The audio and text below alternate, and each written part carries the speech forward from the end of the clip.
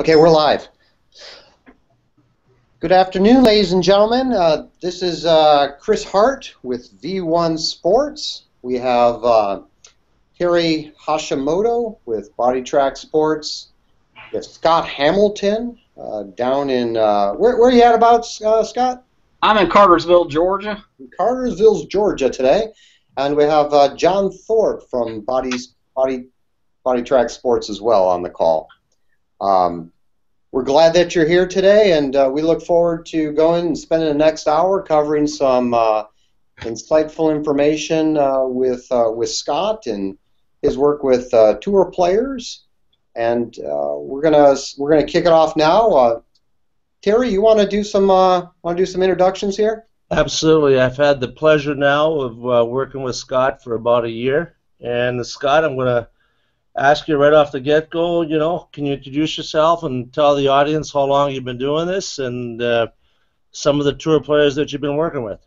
Yeah, I've been teaching for probably 25 years at least, but really teaching pretty much exclusive tour guys for the last 10 years. I think I looked the other day, I've helped roughly over about 37 tour guys that have been full exempt tour players over the course of my career. My full-time players that I teach currently are Russell Henley, Chris Kirk, Brendon Todd, Harris English, Boo Weekley, Stephen Bowditch, Tom Gillis, Will Claxton, Joe Durant. I've got 4 or 5 web guys, and then I got some other guys that I'll jump in there and help every once in a while. But I got a pretty good stable of guys. That's about all you can teach. The ones that I teach full time. So. I'm going to jump right into this, Scott. One of the very first things that we noticed together was how your players all sort of basically had the same trace, and what we've got here is Boo Weekley at the Honda. On the right is the iron, and Scott, I'm going to let you just kind of explain this trace. Yeah, I've had all my tour guys. Most of them have what I call a linear trace where it goes straight back and then maps right over the top of it. The more that I've messed around with this, I just see how neutral that trace is. And the thing that I've learned since I've been doing pressure mapping is that the golf club wants to chase the trace. So if, like, Boo's trace goes straight back and straight through, he's pretty neutral. So on TrackMan, his club path numbers are always real low. Everybody I've had that has a real neutral trace like that never has over about a positive or negative 2 club path. So now I've kind of got where when I got guys that are, that don't have this trace, then I work on kind of giving them this trace because I think it's important for my guys to be able to hit it both directions. Most of them have a favored side. They either fade it or draw it a little bit, fractional. But if they're neutral enough, then they can play both directions, and that's what I'm looking for. The thing that I think, why I have so many linear traces is because I'm a backswing advocate, and I teach on the elbow plane line, and I always want the club to be, when the club gets vertical, when the left arm's parallel to the ground and the club flips vertical, I want the club head, the shaft, and the grip all relatively on the elbow plane line. The reason I feel like that is because if the club's in that position, then a guy is set up to play off speed. He doesn't have to complete his backswing to make a correction for the downswing. So I think, and guys always tell me, I've had numerous tour guys tell me when I work on their backswing and kind of get them in that position, that the club feels light. Well, I think the lightness of the club has a direct correlation with a linear trace where they're either not pulled to their toes or their heels. Now, Scotty, I've just circled those toes and heels, and I put arrows in the directions of the way the path of the club is going. So now your guys, they don't get outside of 60-40. Now you say you're a backswing coach, which you are, but at the top of Boo's swing, almost all your players, they're within a 60-40 range, heel to toe.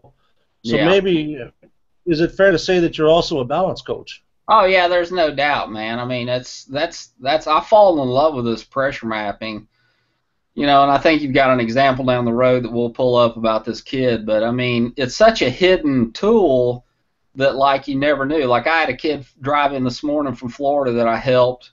Awesome player, but not good with his driver. Well, his trace was all over the place, and it's just video and TrackMan just doesn't show this element, and it just makes it so easy. And when you get a guy with a decent trace, like we're going to have Jamie Elson up here in a little bit, and that guy had a horrific trace, and he was always out of balance. He always said he was on his toes. He always felt like he toes the heels. The handle always got high at impact. So, yeah, I mean, when you watch a guy, like I was watching, Boo's not been hitting it great here for a couple weeks, so I got looking at my archives of videos, and like when he won at the Colonial, it was just insane how imbalanced he was. Like he'd hit these shots and recoil and just never change his posture. So, I mean, absolutely. Now let's talk about this backup here. On the left-hand side, you've got Boo's driver, and you're one of the first guys to note that the driver trace is different than that of the iron trace. Yeah. So when we go forward here, in this next frame, right when on the velocity chart, that white line is going to be below the baseline, and the white dot's going to go backwards and then forwards. You want to talk about the brake effect here? Yeah, I see that. You can really see it in a guy like Rory McIlroy when he looks like he's pushing off the ground, his chest rising a little bit right about impact. And I guess they call that braking or deceleration. And there's tons of horsepower in it. The reason I know is because I don't have any of it in my swing. My club head speed's about 104 miles an hour. And when I work on putting braking in there, it jumps up to like 8 and 9, like instantly. So the thing that I see, the difference between the iron trace and the driver trace is, for people out there listening to their instructors, don't be surprised if you can make a real linear iron trace and then the driver trace is a little wild. The bulk of mine, they don't all look like Boo. I mean, BodiTrak has a lot of up and back and where it goes to the right toe and then forward. Depends on kind of how up or down they hit on it. But the thing about it is they definitely need that where on an iron the ball's on the ground and there's no reason to pull up and look for that power kind of port right there. You just want to turn into it and just keep shoving pressure in your left foot or your lead leg. With a driver, with the ball up in the air, there's definitely that point where guys push off the ground and push their chest up, and it's definitely a power package there, man. You can pick up a lot of horsepower with it. So when you're teaching, man, if you definitely try to get linear traces with your irons, but if the driver trace is a little wild and has some backup in it, and the guy's driving it good, I wouldn't get real worked up about it, and just unless it gets out of hand, they're driving it bad. No, and we talked about what peak velocity is, and peak velocity up here, it's just so that the audience knows, it's the point of the fastest lateral motion in the velocity chart. So, and that I'm just going to clear this off, and we're just going to point to this because a lot of people have been asking. We indicate that in the velocity chart when that's your peak velocity, and then you were using recently in the off season. We started to talk about fitting shafts with this, and you had Brendon Todd, and this was his stiff shaft. And we're going to point out you were comparing him to using an extra shift shaft, I believe. Was that right? Yeah. Well, he always uses kind of a light X. He doesn't. I mean, his club head speed's on the lower side. So we were trying to experiment between using an X-Flex and an S-Flex in the same shaft. Okay, and you'll note here to the audience that the release factor in the extra shift shaft was very close to impact. So in other words, it didn't take long from peak velocity to impact, and he was hitting everything a little bit to the right. Is that correct? Correct. Yeah. So, and then on the right-hand side, you're going to see this is with the stiff shaft, and the release factor it took longer from peak velocity to impact. It gave him more time to square the club face off is really what the bottom line was. So that was a cool way of when you began to use sort of the release factor for also helping you to fit shafts, correct? Okay. So now, talk to me about Jamie Allison, because you've been having some troubles with him, and he had a scattered trace, and then how did you get him to this trace right here? Yeah, he was a guy that, he was that guy that I just was driving me crazy because, on video, it really looked, I mean, it looks awesome on video. TrackMan is pretty good, but like he would go off and he plays in Europe and he'd get over there and he'd keep telling me, man, all I can do pro is the handle feels high and I'm hitting hooky drives off the heel, you know, like heel hooks. So I had never really, he comes over maybe once a year and spends a couple of weeks with me. Well, this was the first year that I'd really got where I could understand COP traces. I'd had another piece of technology that was another pressure mat before I got BodiTrak that didn't work. Swing catalyst. You had swing catalyst. You could tell the guys.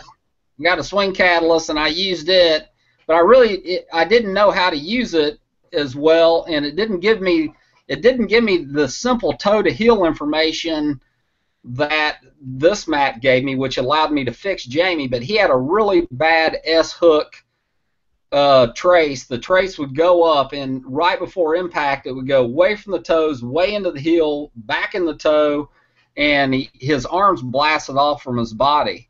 And so with Jamie, we got him on the BodiTrak mat, and we were just, learning. I was trying to teach him how to just make his left foot work better, where the weight's centered up in his left foot on the downswing.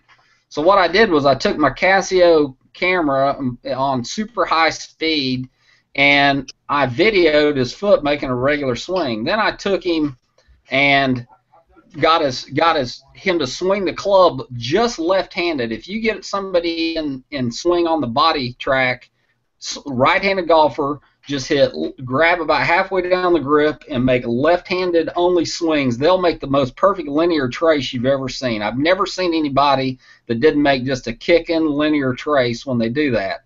And we high-speed videoed his foot while he was doing the one-handed swing and getting the information on BodiTrak. And then he got a sensation of what that felt like to work that foot instead of in the toe heel so hard into the middle of his foot. And, man, he was off to the races. And it was, I mean, the trace he has, can you kick up his is this the trace here? It is, isn't it? This is the trace right here. I don't have the trace right there. I mean, that's as money as it gets. And he said the iron right there. So now a little controversial because I know you were talking to some of your other colleagues there recently, and this gets into the counterbalance issue where you've got, but you're going to have a little bit more weight on your heels here than people expect to do this trace correctly. Yeah, I mean, your arms are heavy and they're out in front of you, and you got to have weight in your heels to offset. If they get in your toes, then you have that, and everybody's taught the guy where his butt comes in a bunch. I call it a hump, but you throw him on a BodiTrak, and the guy that humps at a bunch, he's going to have the same thing. He might have a linear trace going in the backswing, but when the clubs and the arms start moving forward, the trace is going to circle out around to his left toe, and right there, if you'll catch it right when it starts circling, he's going to have tons of weight in his toes. The thing about it is to make linear traces, all you've got to do is watch how the pressure, when you start pushing the pressure ball forward, just watch the toe on the left and the right. Watch the pressure build in the toes, and when you see it start spiking up, you can watch that ball, and then you can give guys feels of how to keep their feet on the ground and stay neutral, kind of what I call neutral. Now, let's go to Chris Kirk. You have had some great success with Chris Kirk, and you were in Hawaii when this is just before Hawaii. Yeah. And then this is Chris Kirk and his driver, and you like this trace. This is one of the you want to discuss this one too?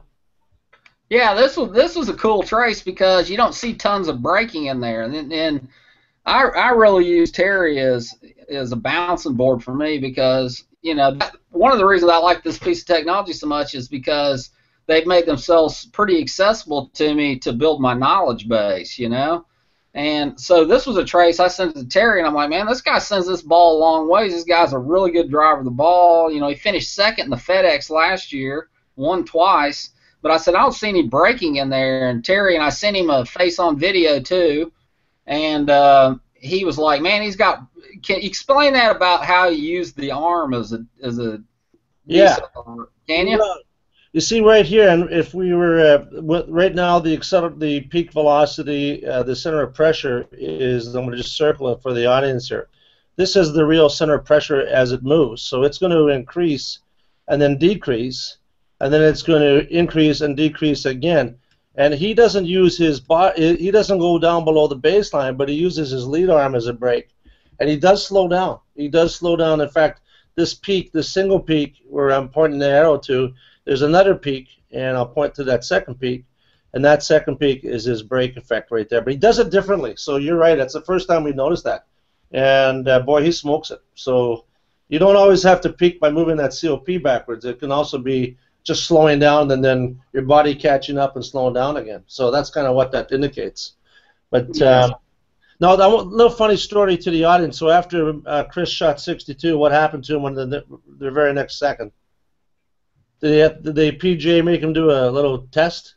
Oh yeah, that's always the guy. It's either the guy that shoots real low or shoots real bad. They normally pick up for the drug test. You know? So he had tweeted a little a picture of a please report to the PGA Tour desk for what do they make you do? They just gotta how random is that? I mean, a lot of John Daly obviously doesn't think it's random at all. But, All right, so we're gonna. it's pretty random. I mean, it's miserable experience though. Like the dude goes in there and just stares at you. I mean, I'd be gun shy. I couldn't do it, man. Okay, so Jim Renner, one of your favorite players. Yeah, I love this guy. He's from Boston. I mean, look at the guy's the sickest iron player. I mean, he just thumps it and pures it. His game just hadn't matured out yet. He hadn't played great this year, but he's coming out at any point. He just hadn't putted real well. But here's a guy like the guy is whenever I knew he hit it good, and he's one of the first pressure traces that I got, and I threw him up there. I'm like, well, how hard is this? I mean, bam, look at this trace right here. So, but the guy is just a consistent ball striker, especially a fantastic iron player, man. So I want to point something out here because you pointed this out to me. So at address, most of your tour guys have a smidge more weight on the lead side. In this case, it's 54%. Tour stats say 55. What are you finding out there right now, Scott? My guys are all 60 to 54, 55. Brendon Todd is interesting. Brendon Todd came over. He's going to the Augusta this week or Sunday to play in the Masters, and he came over and we worked on it a bunch yesterday. And his hitting hadn't been quite as well. Well, he got in there. And I've got some traces from him saved, and he was set up like 35 on his left. We shoved his weight back over there, his pressure, back over on his left, and all of a sudden, bam, his impact got way better. No, so, I mean, the thing that's so great about this piece of technology for me, and I always tell people that once I teach a guy for a while, I'm way more of a calibrator than I am a teacher. So the thing about it is when I have really solid traces from my tour guys when he's playing good and they get struggling, man, now the first thing I throw in there is I pull up one of these old traces on my V1. I got V1 in my building, and that's how I open them looking at it. And I'll pull those up and look at it and go, oh, okay, here's the subtle differences. Set them up right like that and see what I get, you know? All right, so now when I've circled the center of pressure up here, now when this number flips from a minus to a positive, it's going to indicate transition. So right there, it's that transition. And he's got 76% of his weight on his trail side, right where that arrow is, that's transition. And I'm going to circle the 76. So this is 76. Now we're finding the average tour at transition 70 to 80%. Do you want to just discuss that so the audience knows what that is all about?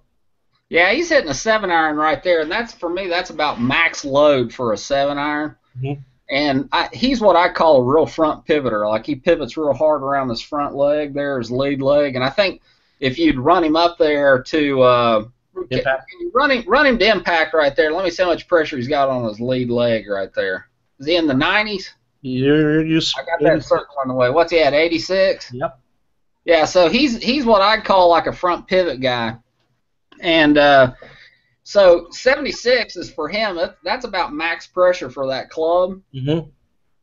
And here's the one thing that I've really kind of figured out as I've done this more. Man, the wedges, let's say a wedge you set up 55, 45. A wedge is you'll only shift back there about 55, 60%. And it builds up until you get to your driver, more and more and more. And the driver is around 80. I never get guys much more than 80 to 88% load on the right. But it is a building process, and if you overload with a short club, it doesn't work very well. So there's that fine line, man. There's an area you got to work in. Each guy's different. If you take like a front pivot guy like him or Boo that stay up on top of it and send tons of pressure to the left lead leg at impact, those guys, they can't load quite back as far, or they got to be careful with it with their short irons. So this is this is Mark Silvers, and just to get to your point where he doesn't load, he loads up just as much on the lead, but then on the short club here, he at transition again when this number flips to a positive when this particular number flips to a positive, which will be in about the next frame. Yeah. He's only got like 60. I want to go back one frame. He's got 60% of his weight in his transition, which is not as much, but that's what you're suggesting is that for the shorter clubs you don't need as much. That's exactly right. That's exactly right. And the thing here, this guy right here, this pressure mat changed this guy's life. He'd been flying around out there on the e-golf and the Hooters tour for years, and a buddy of mine was his instructor. His name Bill McDonald, that worked as head coach at South Carolina. And Billy's like, "Hey man, this guy's got something going on with his driver. Would you look at him?" I'm like, "Yeah man, bring him over." So he came over to the club and he had all this like spin out going on, and he had just a nasty pressure trace going on with the way his weight worked in his feet. And we fixed that, and he went to tour school, the finals, and said drove it the best he'd ever driven because he'd hit foul balls.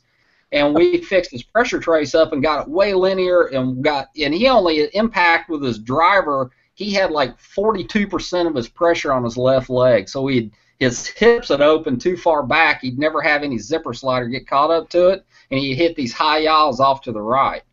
So we fixed that, and he went, and then I just talked to him. He's exempt on the web.com. He said he hadn't putted great down in South America, but he said best he's ever hit it, man, like unbelievable. So, his golf swing literally on video looks the same that it looked when he showed up. The difference is what's going on down on the ground.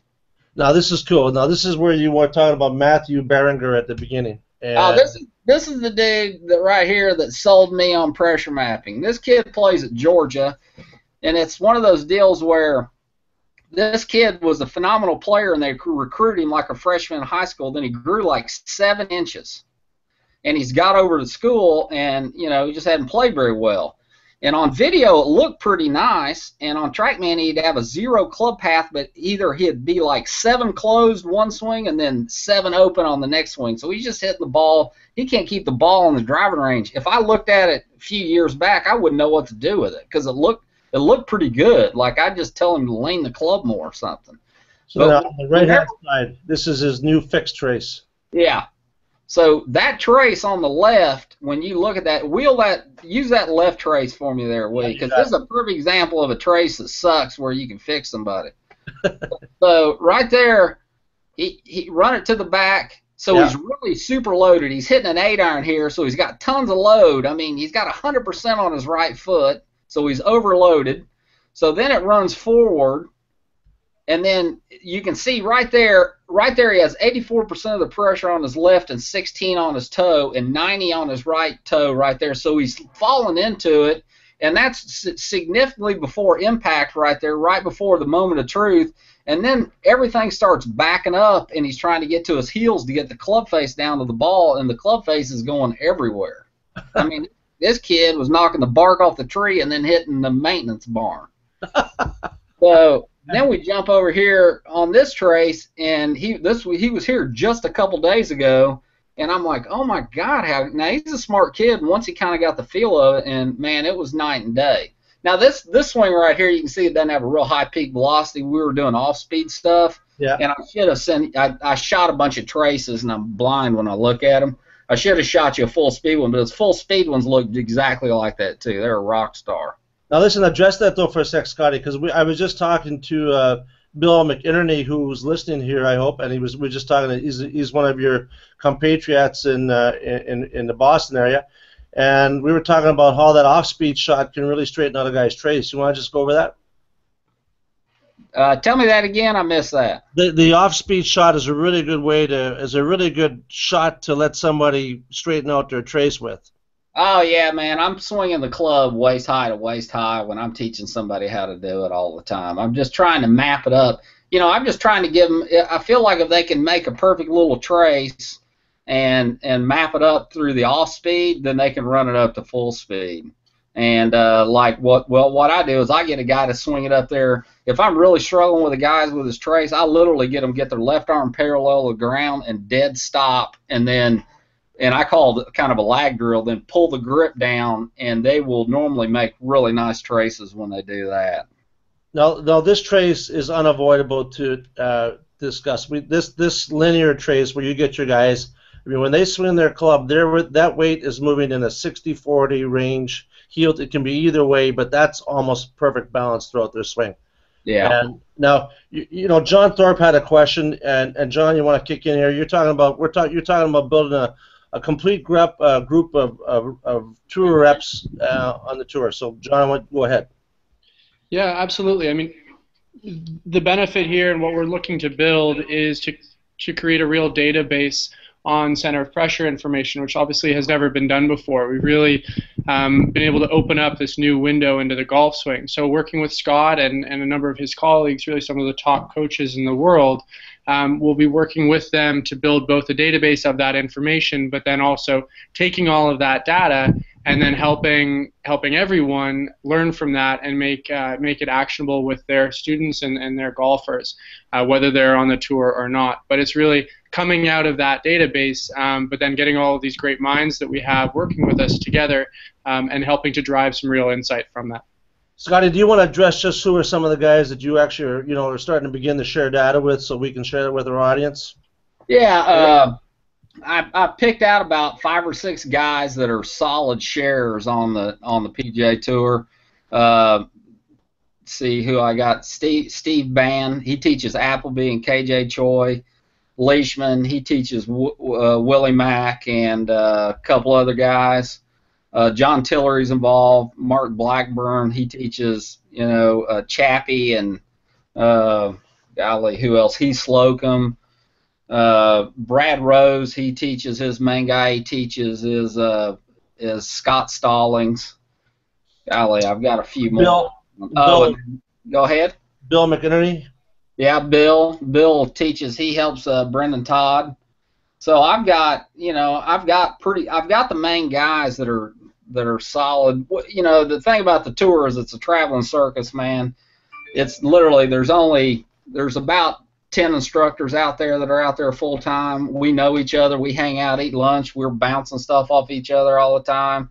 So, I'm really excited to compile all this data, and I love to hear what I'm looking for is terminology, how the other guy says what I'm saying, but a different way, so I can help my guys, or, training aids they've come up with that have helped this. I use pool noodles and barefoot and, the one-handed swing, but I'm looking for other ideas on how to make these traces, and maybe some other guys have some success with their traces not as linear as mine, so I guess if a guy was more of a draw bias instructor, he'd probably have more of a circled out trace. But yeah, I'm excited about it, man. That was one of the good parts about TrackMan. They had all that tour information that when I started using it was real helpful. So I think this would be significantly more helpful than what the tour average down on attack angle. This is reality, man. This is what the best guys in the world, and after you use this tool enough, you can look at it, and I can look at the trace, and I know what the TrackMan's going to say. Yeah, it's zeroed out, as you say. Now, Scotty, it's been a privilege for me to be able to thank you for sharing everything with us, and you and John Tillery and the boys that you've introduced me to. Bill McInerney, and I've been with Mark Blackburn and the guys that we've all been sharing this with, and other guys like Matt Adams as well. But I got to ask you a question, just personally. I've always wondered, what has been the most important moment in your golf career to get you to this stage? What's really been meaningful to you? Well, I mean, I've caught a couple breaks to help my career. Whenever Cleveland Golf merged with Shrixon, they had 2 web.com trailers, and they moved one of them to my facility. I was teaching Jason Bone then, he was the only guy I was teaching. But because that trailer was at my facility, it gave me the opportunity to meet a lot of tour reps, which have been very helpful to me because, I was knowledgeable in TrackMan and other things. But the other thing is it gave me an opportunity to meet guys like I met Boo Weekley, and I met Stephen Bowditch, and I met Lee Williams, and guys that really kind of, when I was only teaching one person, it allowed me to teach multiples. Mm-hmm. But the sentimental, most important thing that's ever happened in my career is when Stephen Bowditch won the Valero last year, just because I started teaching him when he was at his lowest low and had missed tons of cuts and was looking like he's going to lose his visa. And I mean, the guy, probably the first year I taught him, lived at my house half the year, and you know, I mean, and then to see the guy go from that to win a PGA Tour event, I was at the club watching it, and I was about to throw up. I mean, I've seen plenty of guys win tour events before that I've taught, but I mean, that was the highlight of my golf career, was to watch that guy go from the bottom to the top, you know. That is totally awesome, and you know, I've only been to one tour event with you, and I want to share this with the audience. Ron from the Strixon there gave me the pass to allow me to go on the range, and we just kind of stood back there and watched you teach. And you know, he said something to me that I'll never forget. He said he knows how to teach real people real things real fast, and those 3 reels were significant. So Scott, thanks so much for doing this with you. And I know, Chris, I'm going to hand this back to you, and John, if there's any questions you may have for Scott, yeah, thank you. Yeah, thank you. Well, thank you, Terry. That was a fantastic 30 minutes there, Scott. That I'm sure a lot of people learned a lot from all those different traces there. So, I mean, when we look at the data that's coming from the BodiTrak, how long, Scott? How long have you been using the BodiTrak for now? I probably had it a year, I guess, now. Okay, okay. And have you found that you know, the mat, I mean, the convenience of the mat too. I mean, that's one of the things I think that a lot of folks might not maybe having seen it in person, but just the fact that it's, you know, so lightweight and convenient to use everywhere with your players. Is that really also one of the factors that has worked into using it quite a bit as well?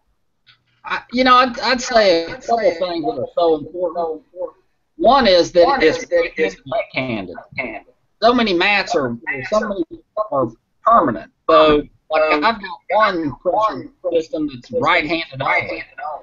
The only other thing about it is you can put it right out on the driving range. You can use it in your bag, on the driving range. I travel with it every week on tour. You can throw it in a bunker. You can put it on a putting green. I mean, that part's awesome. Yeah. And the simplicity of the software, and just the, you know, how easy it is to use and load up. I mean, I just did a video for you guys that I did myself with a guy. I'm shooting some instructional stuff right now that I'm going to put online, and I did one on the BodiTrak, and I only did it because I love the thing and I want the company to do good, and I can see how much you could help the average Joe with pressure, where, man, it's hard to take the average person and change the dynamics of the golf swing a bunch, but they can put more pressure in the ground. Yeah. Yeah. That's totally cool.